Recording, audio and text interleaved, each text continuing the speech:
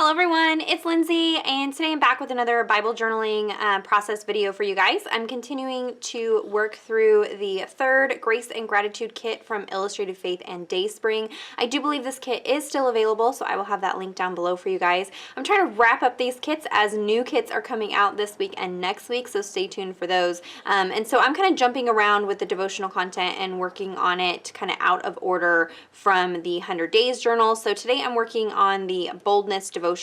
And this has us in Isaiah 55:6, which says, "Seek the Lord while he may be found, call to him while he is near." And today we're talking about just this ability that we have to approach God's throne with boldness and come to him in his grace and in his love and petition and have relationship with him, and just what an amazing thing that is. And so we are looking at that in the devotional content.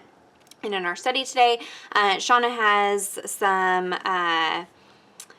prompts down here for us. It says, listen to the song Boldly I Approach by Rend Collective, which I just did. I love Rend Collective. They're one of my favorites. So I would encourage you to check out that song if you haven't before, and kind of just goes along with what we're talking about today. Spend some time before the throne thanking him for making a way. And is there something you're hesitant to talk with him about? Take the risk today. And so I am excited to dive in. I'm going to do something a little bit different today. We're going to do some mixed media on some cardstock to create some shapes to cut out. I've also pulled out some past stamp sets. So I'm going to encourage you to use up your supplies. Use things that are in your stash. And so I went through my stash. I did check both of these kits are still available over at DaySpring. They don't sell just the stamp sets. They are in the kits, but these were great kits to pick up. So I've got the Less Hustle, More Jesus stamp set. This actually comes as a 4x6. I cut mine apart. And this is the alpha stamp that comes in that kit, and it perfectly matches the die cut pieces this month with that outline and the solid piece, or the solid insert. And so I'm going to be stamping out my title with that today, I think. I've also pulled out the #goals stamp set. This is, I believe, from January of last year, and it has this fun little diamond texture that I think I'm going to use in my mixed media piece here. And so what I'm going to be doing is just adding some paint and things to the cardstock and then cutting shapes out to create my background. Now, I am working in the Illustrating Bible. This Bible is currently sold out everywhere. It'll be back in February. So it does have a much larger margin, but this technique should work if you're working in a smaller margin Bible as well. You just have to adjust the size of your pieces. I will be cutting out my shapes using my die cutting machine, my Silhouette die cutting machine. However, you can still do this page and this technique with anything. You can use hand punches like these ones from Fiskars. You can hand cut them out with scissors. So don't feel like you can't create this page if you don't have a Silhouette machine. I'm just going to use it just to save some time on my end. So let me go ahead and put you on fast forward, and we will dive in and put this entry together. Okay, so I'm going to start with the mixed media piece first. So I have a sheet of cardstock here, and then I'm going to go in with the paint scraping technique with a paint card and some acrylic paint. This is a technique that we've seen several times in the Bible journaling community. If you have questions about this technique or other techniques like it, definitely check out the workbook guide to Bible journaling that Shauna Noel just released. I will link that book down in the description box. It has this technique as well as many others in it that are just great foundations to have. So I just picked a variety of colors to go along with the kit this month. I've sped up a good chunk of today's process video just for the sake of you not having to sit there and watch me for an hour, and it's a lot of just repetitive things. So scraping the paint on here.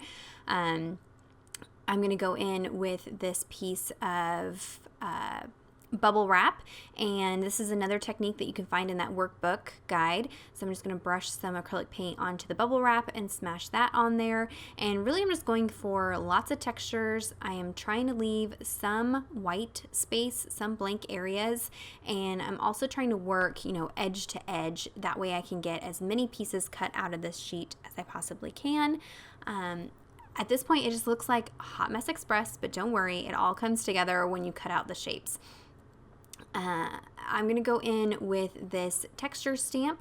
I am using some Ranger archival ink. Archival ink is meant for mixed media, so stamping over products like acrylic paints, and so that way I can, not have any problems when I stamp over it. But you can see I'm stamping several times to get different intensities of the color, just wanting, texture and interest. You're looking at this as an entire piece, but it's going to be all cut apart.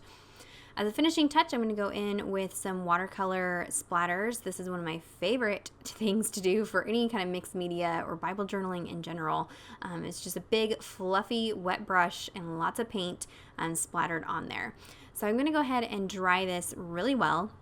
And then I actually send it through my Silhouette Cameo die cutting machine. And what I did was the kit, when you order from DaySpring, you get a digital file. And the digital file has the stamp set. So I just pulled the stamp set over to Silhouette Studio and used that shape as a cut guide. If you do not have a Silhouette Cameo, don't worry. You can hand cut out these shapes. You can even print that printable and use that as a guide to cut these shapes, but really they're just wonky geometric shapes. They do not have to be perfect. You can hand cut these and just create some fun different shapes here. And so I'm just trying to lay everything out on the page. If you are working in a traditional journaling Bible that has a smaller margin, you could work with smaller pieces, or you could even take your mixed media page and scan it into your computer and then print it out on clear label paper and then cut your shapes out, and then that way you could see the text through the paint. So there's a lot of different ways you could incorporate this technique. You could cut out different shapes, different letters, all kinds of fun things. I'm definitely going to be using this quite a bit in my journaling this month. So now I'm going in and giving myself some guidelines for my title. This particular Bible does not have lined margins, so I'm using this T ruler. I get a lot of questions about this. I will have it linked down below.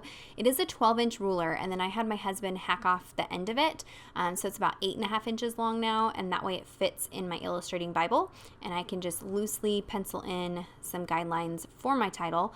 Like I said, I've pulled out several different stamp sets to put this together, and what I'm doing here is just kind of trying to eyeball what the title is going to look like, what stamps I'm going to use, where they're going to be positioned.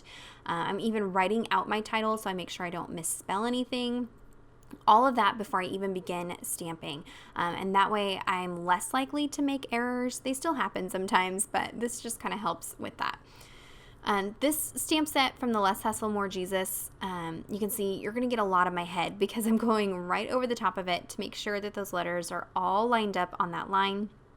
Again, I'm going to speed this up quite a bit. You can see I'm stamping individual letters, and I'm also working from right to left. When I am stamping on the right-hand side of my Bible, I usually stamp backwards. That way I can be sure that I have plenty of space for my stamping without running off the edge of the page. And that's where it comes in handy to have written out the title as well to make sure that I'm spelling it correctly and not messing anything up. I'm also bringing in these like typewriter font alphas. And so overall my title is going to say, Approach the Throne of Grace with Boldness.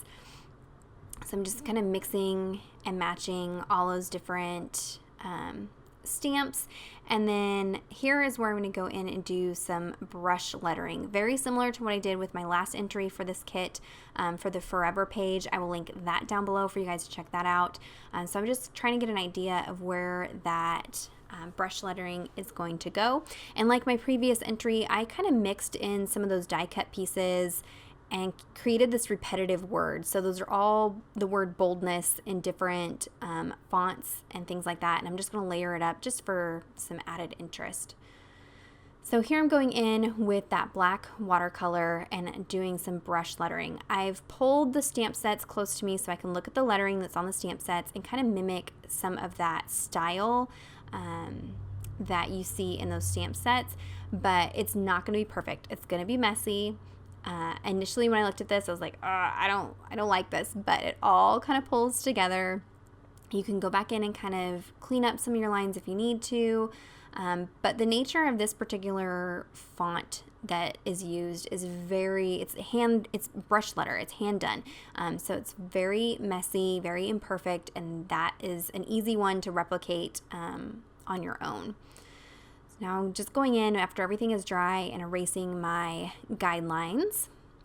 And now I can start really assembling the finishing pieces here. So just applying those die cut pieces on there, and then I'll go back in and add in the filler stamps for the word throne and of, using a yellow ink just to kind of tie it together with that boldness die cut. I wasn't quite sure at this point whether I wanted to add the color, but I ended up going back in and adding those colored bits, which you'll see here in a minute. But again, speeding up quite a bit because you want to make sure your head's right over the top of those to get them lined up.